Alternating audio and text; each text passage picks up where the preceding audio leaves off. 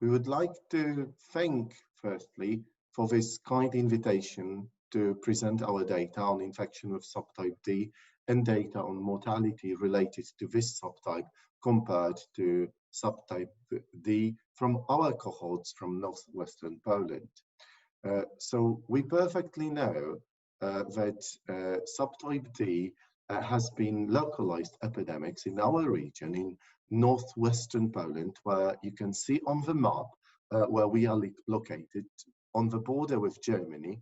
And we have already done some phylogenetic analysis where this infection is originating. We know that the sequences were seeded from Uganda some time ago, and in the models we also know that majority of these infections are spreading by heterosexual exposure, with patients being of Caucasian origin and not traveling abroad. So these are Polish, locally infected, mostly female populations with late diagnosis, which we have seen previously.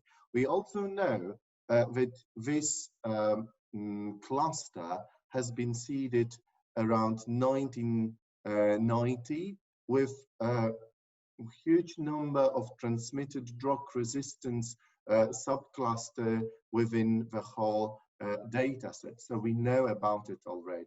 And here, for this analysis, we aimed to look at the survival disparities between the most common, approximately 85–90% subtype B infected population versus this much more rarer subtype D. So the data are as follows. The data set is of 455 Caucasian non-immigrant patients, all Polish origin, followed up from 1996 to 1990. So we have quite long follow-up by now. 86% is subtype B infected, 13% subtype D. Calculation of a survival was from time zero, which was either date of positive screening for HIV confirmed by Western blot or immunoblot or positive serum HIV RNA, and end of observation generally death date, last recorded date of visit, or January 31, 2019, which was the termination of data collection. The two subsets were created for this analysis, entire subset, and also we have included only people on card as a subset for this analysis. If we could not extract the date of death, so we have taken the median date between the last recorded and information on the death from the national database on the death of patients, which we have. Also, we have censored this analysis at 20 years of observation. So, as I've said, two data sets were created: overall survival from the date of diagnosis until death, and on-treatment survival from the date of card initiation until death or end of observation.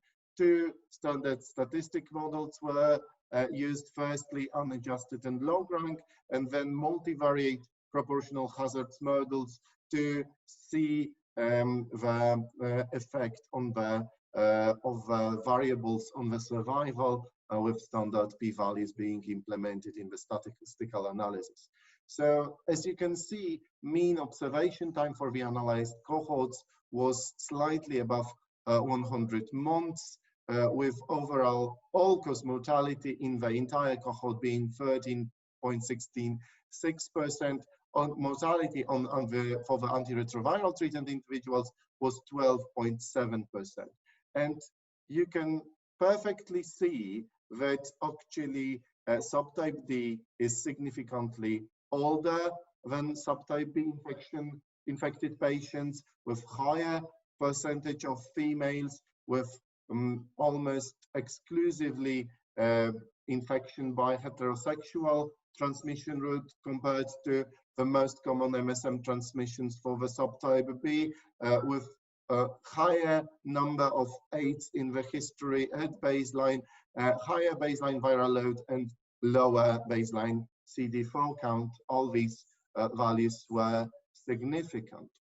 Also, when we just calculated the mortality among subtype D people for the entire cohort and for the antiretroviral treated patients was significantly higher, being 30% and 25% for the subtype D, and 10% and 10% for the subtype B. So even here, the mortality differences were significantly observed. For the analysis of survival for 20 years, you can see in this Kaplan-Meier curves that both overall survival and on-card survival is actually significantly different for subtype D. Subtype D is notably associated with higher risk of death, and this was not mitigated by the antiretroviral treatment. Also, when we have taken most of the data which we had for these patients for the 20-year all-cause overall mortality and 20-year all-cause on-card mortality, we could see that only two variables were independently associated with higher risk of death: age, obviously, and subtype D, both for overall cohort and on-card cohort. So to conclude, we noted that subtype D has independent deleterious effect on the survival in the setting of antiretroviral treatment, and this is the long-term data. And this observed effect indicated higher clinical need for vigilance among patients infected with this subtype. Thank you very much for this opportunity. I hope the data is interesting.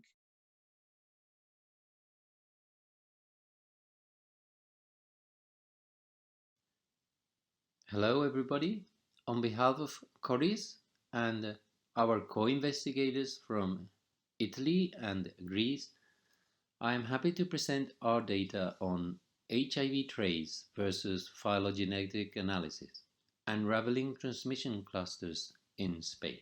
As you may know, HIV-1 TRACE is a new computational tool to identify molecular transmission clusters in large databases. This approach is based on viral genetic relatedness to a reference sequence in order to construct and to visualize the connections among clusters. In this study, we have aimed first to identify transmission clusters in Coris cohort by using HIV-1 TRACE, focusing on B subtype patients. Second, we aimed to compare those results from other phylogenetical approaches. For this study, we used the RT sequences available from newly HIV diagnosis in 2018 in Coris. HIV-1 TRACE was used to estimate transmission clusters in 484 subtype B antiretroviral naive patients. We also used phylogenetic analysis using maximum likelihood method with bootstrap evaluation using the GTR plus G as nucleotide substitution model. Sequences were phylogenetically analyzed along with all the most similar sequences as identified by a blast search. And LTNs, local transmission networks, were defined as phylogenetic clusters including sequences from Spain at proportions above 70%. So these are the characteristics of our HIV-1 TRACE network. Out of all the patients we studied, 130 patients were in clusters. We have found a total number of 54 clusters with a mean cluster size of 2.4 and a median cluster size of 2 patients. The lowest number of patients in the clusters was 2 and the highest was 6. with an interquartile range of 2 to 3. Here you can see the HIV-1 TRACE network representation in a spatial representation coming out from the DataMonkey web server. The node size represents the number of patients. We have seen before that the number of patients included ranged from 2 to 6 patients. So these bigger dots are those representing the clusters formed by 6 patients, and the smaller dots are those represented by or formed by just 2 patients. Here you can see the TRACE network epidemiological characteristics. Most of the patients were men. There was no differences in the geographical origin of the patients. Almost half of them were Spanish, and almost the rest of them were from abroad. A great number of clusters were formed by patients that were geographically related, and the most frequent route of transmission was men having sex with men. Interestingly, when we looked at those patients that did not have a geographical relationship, this is, they didn't live in the same cities in Spain, we found that most of them were MSM. We found a very high prevalence of MSMs in these patients that clustered with no geographical relationship. And we also found a very, very close relation with 3 big cities in Spain, which are Barcelona, Sevilla, and Madrid. And here in this graph, you can see what are the migration or movements of these patients and where did they come from and where did they get infected. Finally, when we looked at the same cohort but using phylogenetic analysis, we found that more patients clustered together. By phylogenetic analysis, 154 out of 484 patients were in clusters versus 130 patients by the HIV-1 TRACE engine. And the number of clusters was also higher using phylogenetic analysis, 63 using Phi and 54 using the HIV-1 TRACE tool.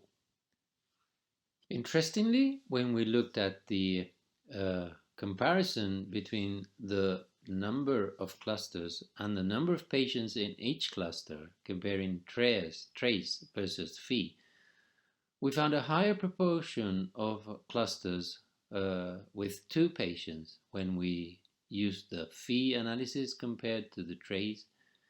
And we also found that no cluster with 6 patients was found with the phylogenetic analysis, while we did find some with the TRACE analysis. So with this, we would like to conclude that the implementation of HIV-1 TRACE as a new tool is feasible and allows to identify transmission clusters. We also found that HIV-1 TRACE is an easy-to-use tool allowing the identification of transmission clusters. Our data revealed that HIV-1 TRACE identified fewer clusters among the B subtype Spanish patients than traditional phylogenetic approaches.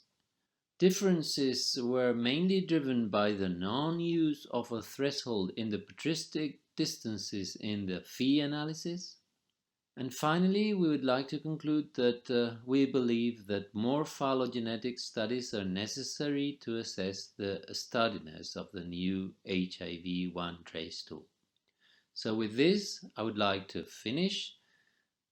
I would like to acknowledge all the people from CORIS I would also especially like to acknowledge the teams from Greece, led by Dimitris Paraskevis and Evangelia Kostaki, and also from Italy, led by Mariella Santoro and Luca Carietti. So thank you very much, and I will be happy to take any questions. Thank you.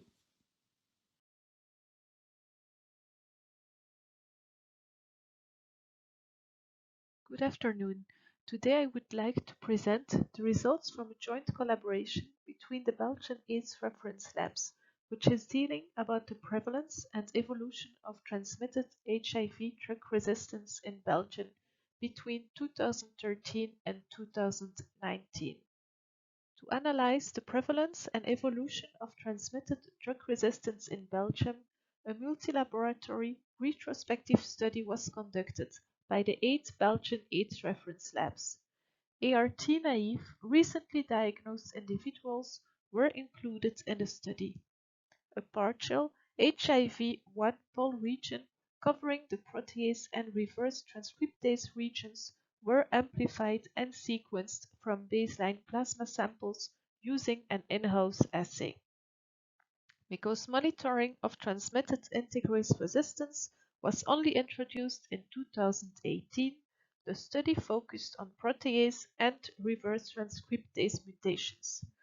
To be included in this study, the patients had to be newly diagnosed between 2013 and 2019. In total, 3,713 protease and reverse transcriptase sequences from as many individuals were analyzed. As observed on the graph on the right, the distribution of samples throughout the years was normal. Drug resistance mutations were scored using the Stanford HIV drug resistance algorithm, and also for subtyping, the Stanford algorithm was applied. For the population enrolled in this study, 47.5% was infected with an HIV virus of subtype B. Statistical analyses were performed using SPSS statistics. We mainly assessed trends over time using linear regression. Phylogenetic analysis, on the other hand, was performed to improve insight on the origin of the transmitted drug resistances. HIV-TRACE is an application that identifies potential transmission clusters within a supplied FASTA file. For our analysis, all standard options were retained. Now let's have an overview of the results. This graph depicts the prevalence of transmitted drug resistances when the Stanford algorithm is used. In this case, all patients were included which were infected with the HIV strain harboring at least one mutation. If more than one mutation was present within a patient, the different Stanford scores corresponding with the different mutations were additioned. For this analysis, only patients with a Stanford score of 15 or more were taken into account. A mutation is given a Stanford score of 15 or more if it results in low-level, intermediate, or high-level resistance to one or more antiretroviral drugs. According to the selected algorithm, an average of 17.9% of the analyzed samples harbored at least one transmitted drug resistance mutation. No significant change in prevalence was observed over time, as a p-value obtained for linear regression analysis equaled 0.225. In this study, the majority of the observed mutations impacted NNRTIs in 11% of the cases, followed by NRTIs in 6% of the cases and PIs in 2% of the cases. Multi-class resistance was observed in 2.4% of the studied population. The following graph illustrates the impact of the cutoff chosen for the Stanford score. The evolutions are quite similar, but the overall percentage of transmitted drug resistance mutations is inversely proportional. Taking into account all mutations resulting in low-level, intermediate, or high-level resistance, the overall average is 17.9%. For intermediate and high-level resistance, the average is 9.7%. and looking only to mutations resulting in high-level resistance, the average drops further to 6.3%. Let's have a closer look to the prevalence of individual mutations. When only those mutations with a high presumed impact on resistance against at least one drug were considered, the most frequently observed NNRTI-associated mutations were the K103N, Y181C, Y188L, and J190A mutations. The M184V mutation that confers resistance to NRTIs was detected in 32 patients. Transmitted drug resistance to protease inhibitors was found to be low, with only 12 patients harboring either the N88D or L90M mutations. A slight increase over the years in the prevalence of K103N and a decrease in prevalence of M41L was seen, but this evolution should be observed over a longer time period for the K103N mutation, as statistical analysis was not yet relevant. The high prevalence of the K103N mutation made us wonder whether this could be the result of clustered transmission. Based on phylogenetic analysis, we decided for each patient whether he was part of a cluster or no, and a cluster was defined as a group of at least 3 patients. In case of the K103N mutation, 26% of the patients harboring this mutation were part of a cluster. For the PI mutation N88D, the percentage of cluster transmission was 75%. In this slide, we have a closer look to those clustered transmissions. Depicted in the graph are those transmitted drug resistance mutations for which at least 50% of the patients harboring these mutations are part of a cluster of at least 3 patients. 81% of the frequently observed T215E mutation could be explained by clustered transmission. If we have a closer look to the other T215 mutations and revertants, we see that the T215E is clearly standing out. In conclusion, in Belgium, the overall prevalence of TDR remained stable between 2013 and 2019 and is comparable to the prevalence observed in other Western European countries. The high frequency of NNRTI mutations requires special attention and follow-up. TDR prevalence is to some extent driven by clustered transmission. Finally, for future monitoring, we would like to include integrase sequencing. This study was a joint collaboration between the 8 Belgian AIDS reference laboratories. I would like to thank them for the nice collaboration, as well as my colleagues from the AIDS reference lab of the University of Ghent, who also contributed to this work.